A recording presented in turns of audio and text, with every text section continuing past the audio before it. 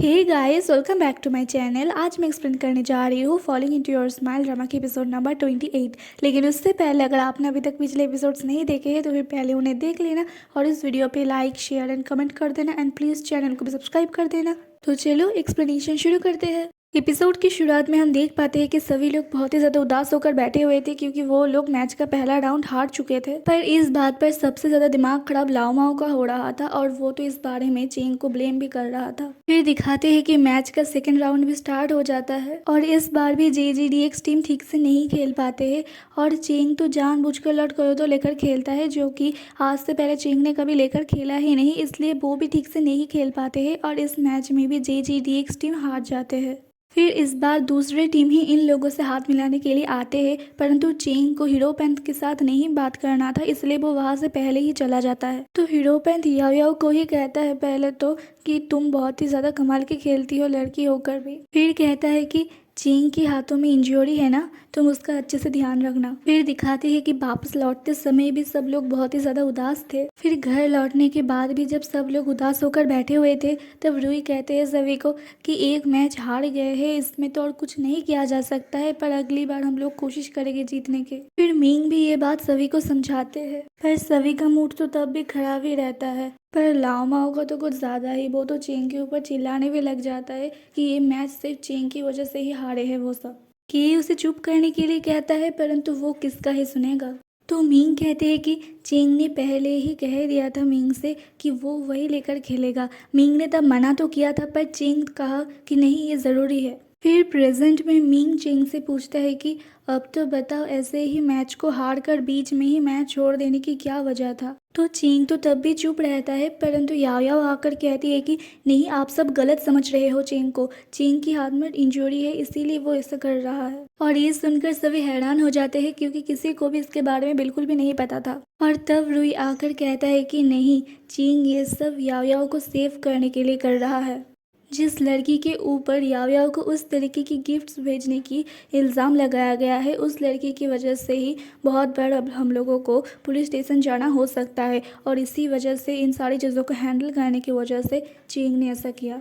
और ये सुनकर सभी लोग और भी ज़्यादा हैरान हो जाते हैं, परंतु लाओ माओ फिर से चिल्लाने लग जाता है। वो चेंग को कहता है कि आपने आपके हाथ की इंजरी के बारे में कुछ भी नहीं बताया हम लोगों को, और तो और इस केस के बारे में भी कुछ भी नहीं बताया। आप सब कुछ खुद ही करना चाहते हो। हम लोग क्या आपके टीममेट्स नहीं है? आप क्या हम लोगों के ऊपर विश्वास नहीं करते हो? फिर कहता है कि हाँ, मैं मानती हूँ कि याओ याओ आपकी गर्लफ्रेंड है, परंतु वो उससे भी पहले हम लोगों के टीममेट्स भी तो है ना। फिर उसकी इस प्रॉब्लम के बारे में हम लोगों को नहीं पता क्योंकि आप हम लोगों को अपना टीममेट्स मानते ही नहीं हो। फिर वो रोने लग जाता है और फिर से कहता है कि अगर आप हम लोगों को अपना टीममेट्स नहीं मानते हो तो फिर हम लोगों को भी आपके जैसा लीडर नहीं चाहिए। फिर वो वहाँ से गुस्से से दौड़कर चला जाता है तो बाकी सब भी उसके पीछे जाने लगता है, उसे रोकने लगता है और बाहर सभी उसको समझाने लगता है, परंतु उसका मूड तो बहुत ही ज़्यादा खराब हुआ था। वो तो एक ही बात कहे जा रहा था बार बार। फिर दिखाते हैं कि रूई और मिंग एक साथ बात कर रहे थे, जहाँ पर रूई कहते हैं कि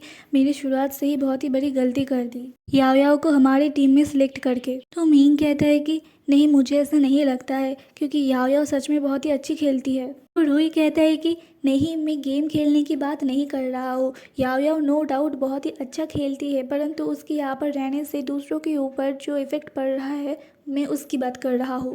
पर मिंग कहता है कि नहीं, मुझे ऐसा भी नहीं लगता। मुझे तो लगता है कि याओ याओ की यहाँ पर आने के बाद से ही सारे प्लेयर्स और भी ज़्यादा अच्छे हो गए हैं और एक दूसरे के साथ बॉन्डिंग भी और भी ज़्यादा अच्छा हो गया है।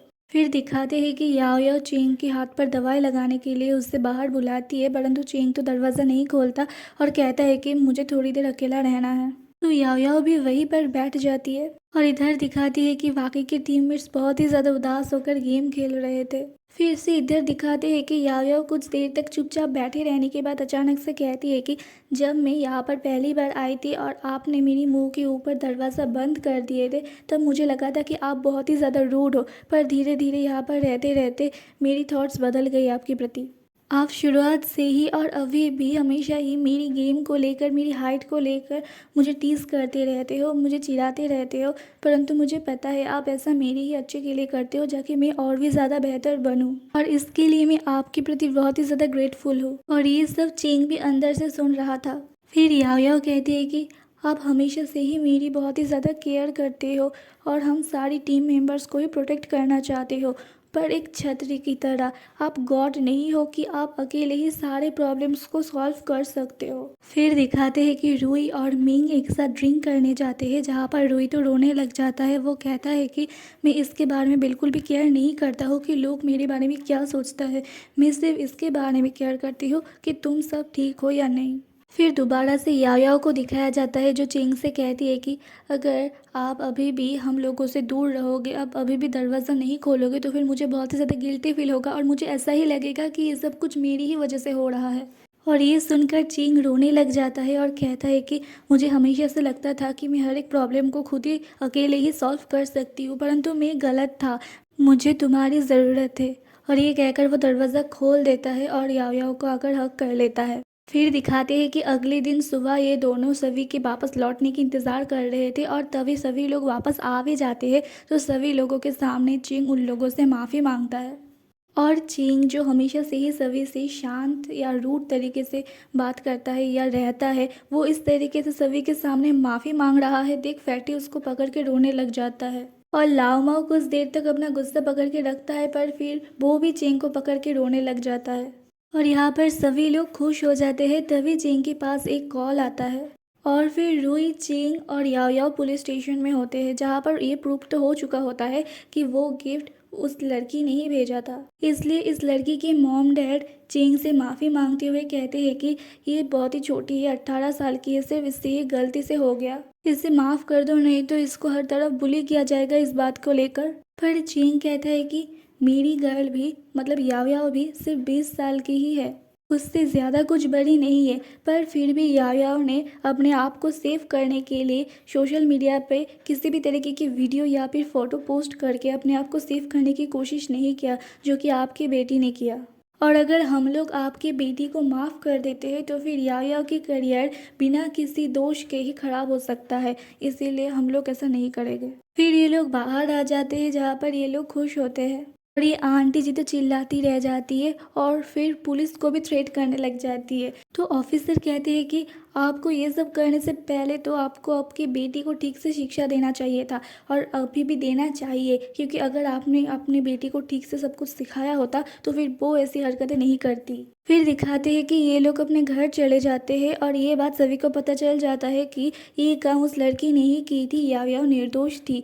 और इसी के साथ एपिसोड यहीं पर ख़त्म हो जाता है। अगर वीडियो अच्छा लगा तो फिर वीडियो पे लाइक, शेयर एंड कमेंट कर देना, एंड प्लीज़ चैनल को सब्सक्राइब कर देना। मैं फिर से मिलूंगी आप लोगों के साथ इसके अगले एपिसोड के साथ। अब तक के लिए अपना ध्यान रखना, दूसरों का भी ध्यान रखना। Bye bye.